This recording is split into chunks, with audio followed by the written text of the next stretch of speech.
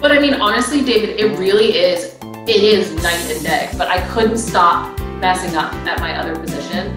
And I have had kind of hit after hit after hit of successful event that was innovative, that really impressed my supervisors, that fulfilled me, that made me have fun with, that I really got tied to. And it's almost like I can't stop. Like I can't stop. Changing careers or entertaining the possibility of changing careers can be pretty daunting. And so I think it's so helpful to hear stories from people who made that happen. And that's where this interview with Mackenzie O'Connor comes into play.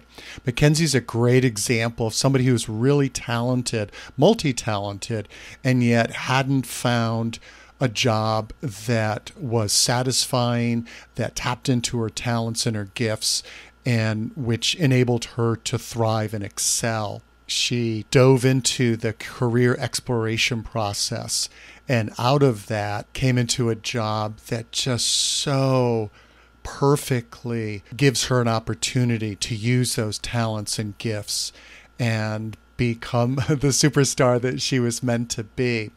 So let's dive into Mackenzie's interview.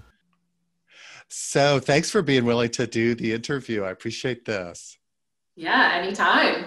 Thank you. Yeah. So as we talked about before we officially got started, I work with so many people, especially in your age, around your age, who haven't found work that works for them, wondering like I had this idea of a career, it's not happening, or I don't know what I want as a real career. I've just been doing, pay the bills kinds of jobs. And I love your story. And I appreciate your being willing to share, because I think it will give people hope. And actually I share it with people already, but having it directly from you would be great. So if you wouldn't mind sort of starting off, if you can remember back when, what was it like for you, doing work that wasn't really you and wondering, will I ever find something that's me? Yeah, the word that comes to mind is exhausting. I feel it was mentally and physically exhausting for me to have to do, for me to be doing work that was not filling me up during the workday. And because I wasn't doing work that was filling me up during the workday, I felt like I had to do a lot of stuff outside of my career to fill me up, which then made me more exhausted because I was doing all the fun stuff, the stuff that was filling up my cup after work. So that's after a whole 9-to-5 job.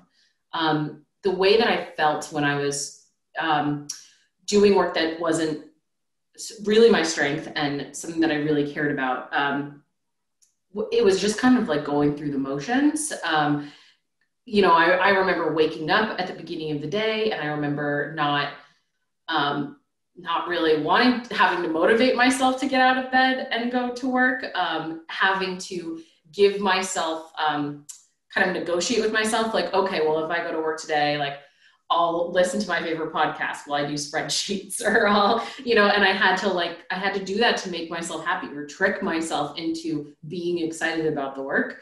And I remember not really being passionate when someone asked me if I was at a party, or if I was talking to my family on the holidays, just feeling shame or feeling embarrassment about what I was doing. There was nothing shameful about the jobs that I had. It just was so clearly not my personality that it felt like I was being an imposter. Can you say more? That's interesting. Can you say more about that? In what ways did it feel like it wasn't your personality? It was a mismatch. I have always been told, and I would say this about myself, that I'm a very creative person. I love taking problems and solving them in a very simple way, in a fun way, in a creative way. And the jobs that I was doing were not.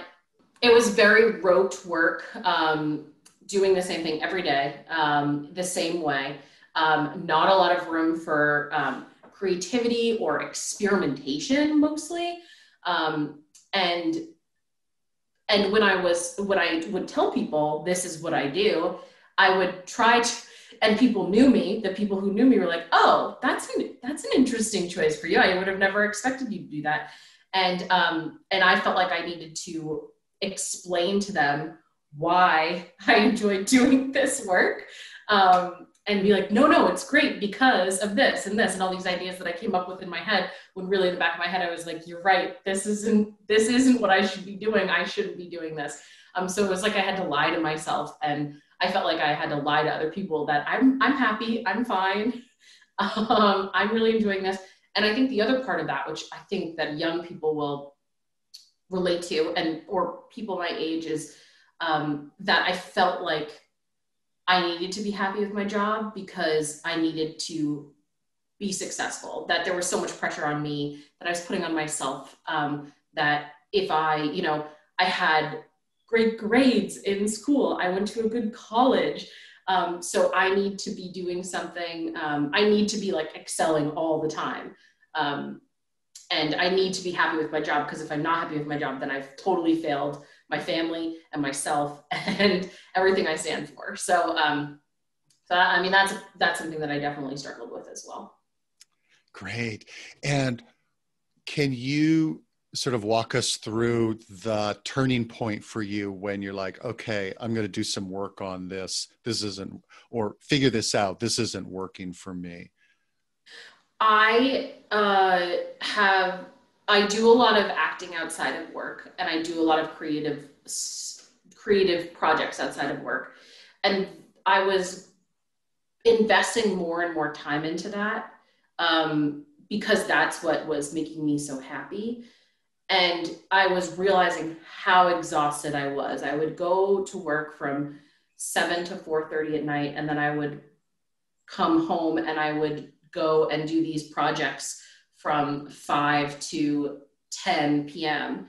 And I would do it every single day. And it got to the point where I was not taking care of myself. I wasn't taking any time. I was neglecting my relationships and my friendships, and my family. And it just was not healthy. So that was one red flag that I saw, that I can't sustain this forever. The other thing that I was noticing is I had been in the workforce for 5 or 6 years at that point, and I wasn't making any progress. But I was putting in effort. I was putting in a lot of effort and making no progress. So that was the second red flag, that I saw my peers kind of moving forward. Now I realize the reason they were moving forward is because they were passionate about what they were doing.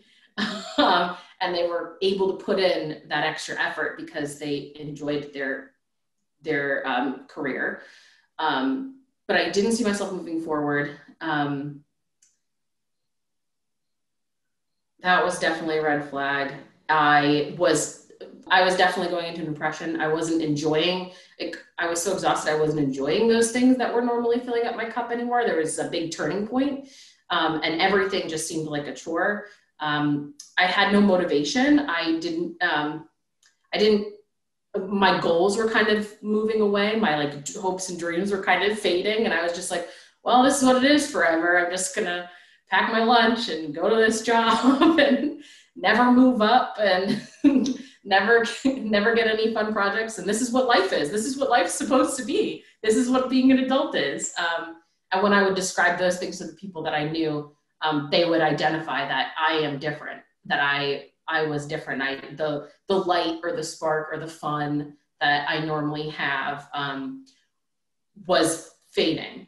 So that's something that I took to heart, and I spoke with my parents about it. I spoke with my husband about it, and we all decided that I needed to do something. I needed to take action, and so that was getting a career counselor, which was a big step for me. And I will say this, that it was financially tough. I was in a place in my life where that was a commitment. And I think the fact that it was a commitment was good because it made me put in the work and effort on myself because I was spending this money, I was making this investment and I wanted to make sure I got as much out of it as possible. Um, yeah, so when we made that decision, I called someone recommended David, and I moved forward from there. And I'm ready to keep going. Oh, go for it. I'm sorry. Go for it. Yeah. but I would say that I was stuck in this feeling for 5 years or so, and I didn't realize it. And then when I started doing this work, it was probably, I mean, it was like 4 or 5 weeks of time, and things just started moving. And some of it, it was like almost shocking and unexplainable to me, but things just started moving and clicking. And then, oh, well, this job might, be opening up. Is that something you'd be interested in? Let's look at it factually and see if you'd be happy with it. Let's not just make that decision and switch to another thing that you'll be stuck in for 5 years. And, but it was amazing how fast it started to change once I did put in that commitment. Neat. And what would you say? So one of the things that made such a huge difference for you is you really, quote, did your homework. You really worked it. Is there anything, and I know it's been a while, but is there anything in particular, if you were, sharing with somebody, especially, a 20-something, about what you did that really made a difference in figuring out what would be a great next step for you? So if you were counseling another person, what would you say made the biggest difference in terms of your actions, your work? Sure. So what I would counsel someone in is make sure that you have a plan and set aside time to commit, like set a date with yourself, really. Just make sure that you have time to allow yourself to have these ideas and do the homework, do the tasks that are presented to you. The work that we did, what was helpful for me is that it was kind of broken down, that I had digestible tasks every day. It wasn't just, I sit across the table from you and you say, well, like, let's talk about where you see yourself in 20 years. Because that's what I thought of when I thought of career counseling, is that it would be, we're going to figure out exactly what career path you're going to be on for the rest of your life. But it started with write down 7 stories of successful times that you've had, and then write down 7 stories where you were happy and you were fulfilled, but also you were successful, like a great time. And that was the kind of work I wasn't expecting. It seemed small. It was a lot more challenging than I thought it was when I was writing it down. But also I realized that I had been collecting those stories in my life and had not thought about them as a tool to be using. Just times when I was like, oh, I wish that could be my life always, right? That's the thing that I would say after those moments. Like, one was I put on a talent show with the leaders in my organization, and I had never looked at it from the outside and said, wow, it was pretty amazing that I could do that. That was truly a talent that not everyone has. Instead, I looked at that after the fact and said, oh, I wish that could always be my life. I wish that my job could be that all the time. And then I moved on. But the story, having written it out, and then the conversation became, great. How can we make that your life more often? How can we make that your life every day? So those stories were so helpful for me. And I took the time to really, I did it, we would have a session once a week or once every 2 weeks. And I didn't try to write all the stories at once. At first I wrote a list of the stories I might do. And then I did one a day for an hour. So I gave myself the time to really develop it and think about it and sit with it. Um, so I think that's advice I would give, is to give yourself, block out time for yourself to do it. Don't do it the night before. Um, More What about advice. this? What about this? About anything you want to say, and you can feel free to pass if it's like, well, I don't know. Yeah. Anything you want to say about, if you hearken back on any limiting beliefs you had. I remember when we did interview in the office, and you were saying, like, there's this side of my life, the whole creative performer, and then there's the worker bee side, and there's no way to integrate those. And I remember that, you sharing about that belief and that interview. Anything that you want to share about limiting beliefs and challenges? Yeah, there was a huge limiting belief I had that was, it was a really emotional one for me. So I might get emotional about this, but and I didn't realize I was holding on to that, but I I had been in these jobs that were, Excel spreadsheets and sorting things and making sure you're quoting the right, the right thing so that you don't get the company in trouble or you don't get yourself in trouble. And it's just very detailed. But I wasn't succeeding at these things. And so what was told to me, and what I heard was, because I'm not, whether or not it was told to me or this is what I heard, I don't have an attention to detail. I am a person who does not have attention to detail. I'm not good at it. I have these errors that slip by, that that can't happen. I am dyslexic, and this probably comes from my childhood too. I'm a dyslexic person, and so I'm not great at editing. I'm terrible at editing. I need someone to look at my stuff more than once before I send it out. And then there still might be an error in it. So, I can't see all those details that other people can.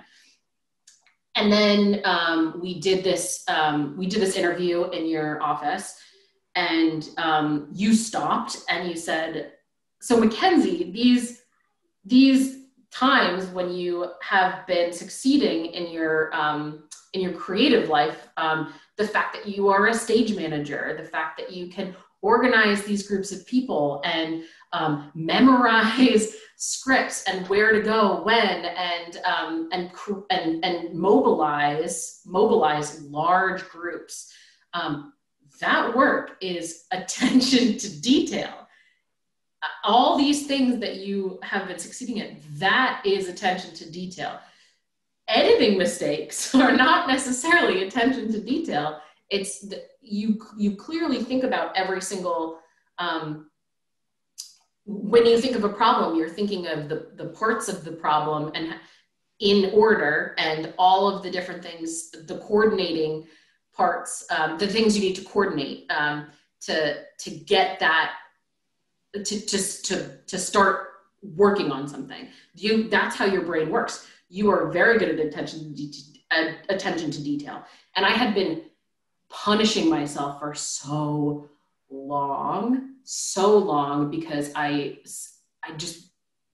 thought that I was so bad at attention to detail. And then you look at all of these jobs, job descriptions, and every single job description out there says attention to detail. So I would look at it and be like, immediately, I'm not qualified for this job. How can I fake to them that I am qualified for this job? But seeing it in that light where, oh, I am really good at attention to detail, was eye-opening for me. Eye-opening, life-changing. Oh, that's awesome. Thank you for sharing that. And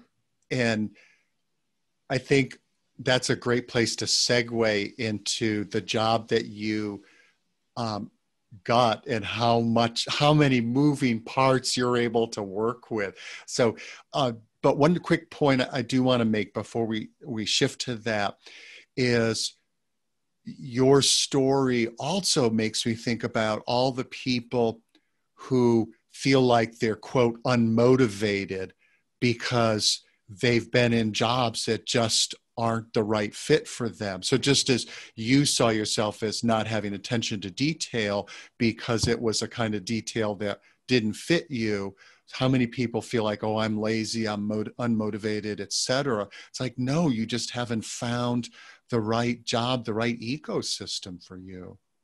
Right. And on top of that, sometimes it's just so, to do that work, I think sometimes it's so exhausting that all you can do is just be there.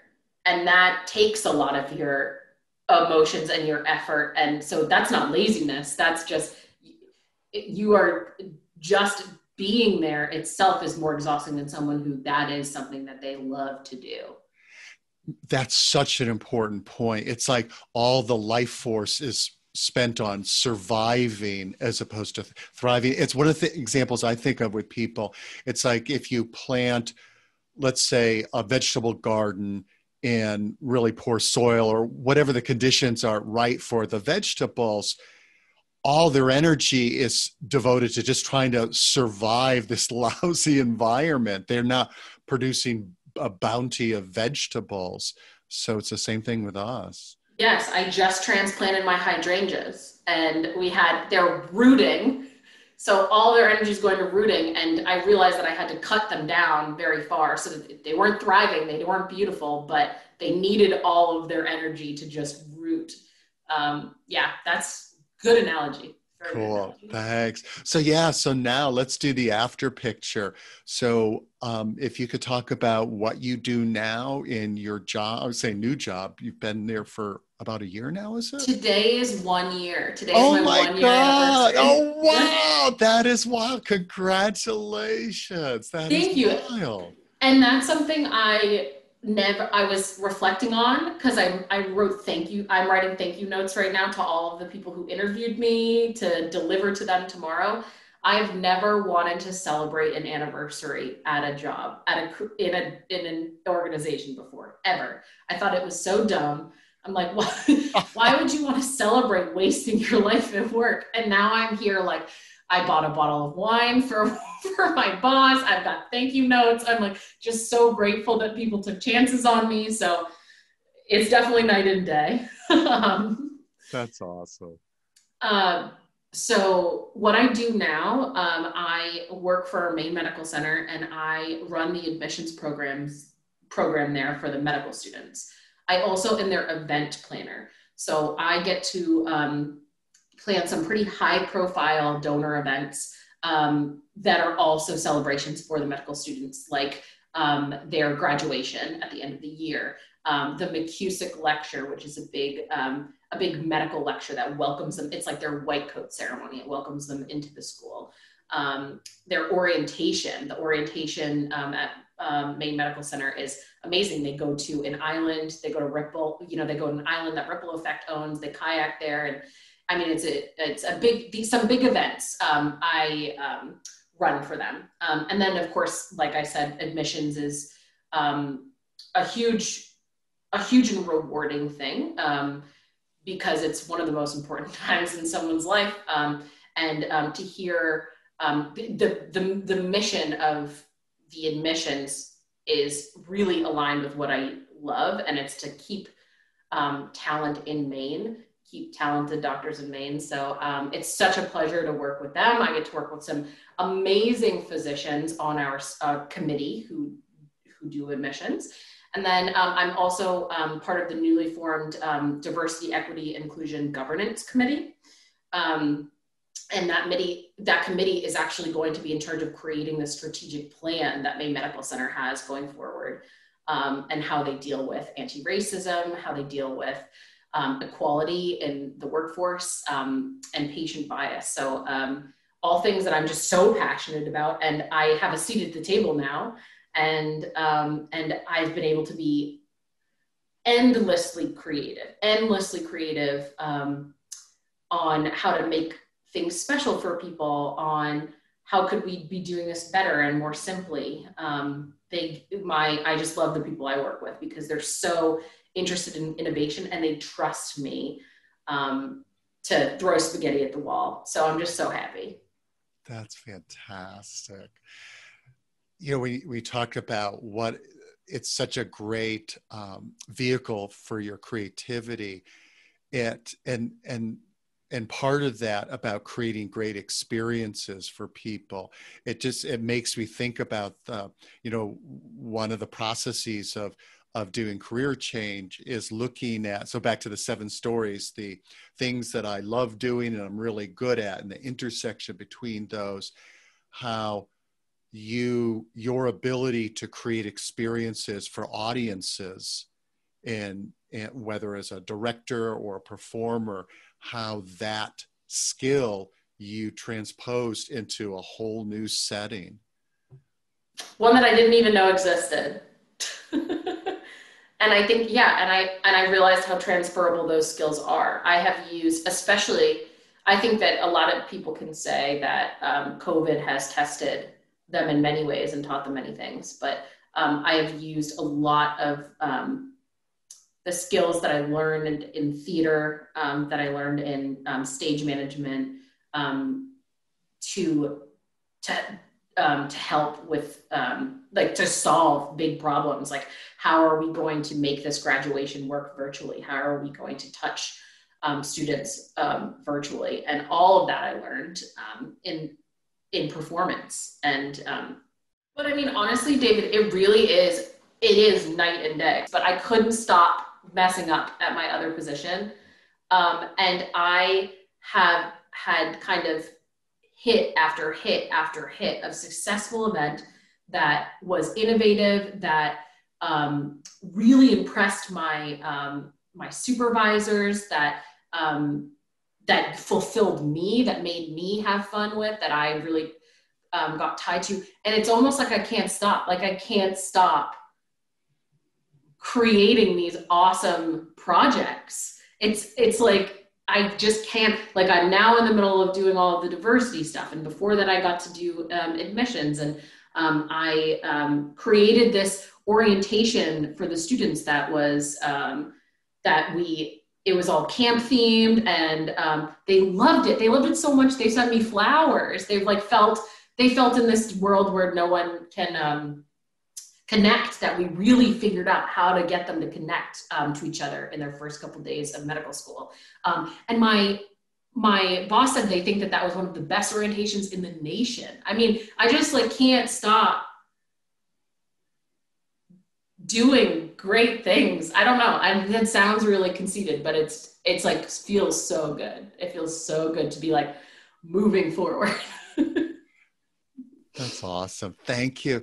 So before we close up, any final thoughts that you'd like to share, like words of encouragement for somebody who's in the either thinking about career change or in the early stages and thinking, will I ever figure this out? Yeah, I think it's what I would say is you need to have a healthy balance of taking a chance on yourself and allowing yourself the time to process. I remember that the positions I was in, all I wanted to do was get out. And I think that's a mistake I made a couple times, is I just needed to get out of here. So I found the first job that I was qualified for and I applied for it. And as someone who is a pretty good interviewer, I got the job. And so I just moved from job to job of jobs that I thought I was qualified for that I didn't love. And that I was stuck. So I would say take time. Yes, take a chance on yourself. Know that you can find a position that you're going to be happy with. It may be within the same company. It may be the same position that you're in just a different way. But do it in a way that you're really conscious about. Are you going to be happy? One thing I loved is the circle in the What Color Is Your Parachute book, that what are the things I need from a position? I need to have the simplest things, like I can walk to work. I have a window in my where I'm sitting. Those things are so important. And to bring that into an interview and ask those questions, or just to think to yourself, will this fulfill me in these ways? Having that tool was really helpful. I wish that I had some sort of a sage wisdom, but I think it's just like stay the course. So you need some endurance. You need some endurance, but you also need some courage.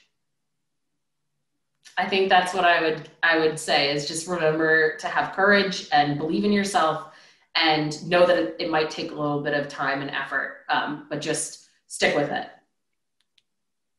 Fantastic. Thank you.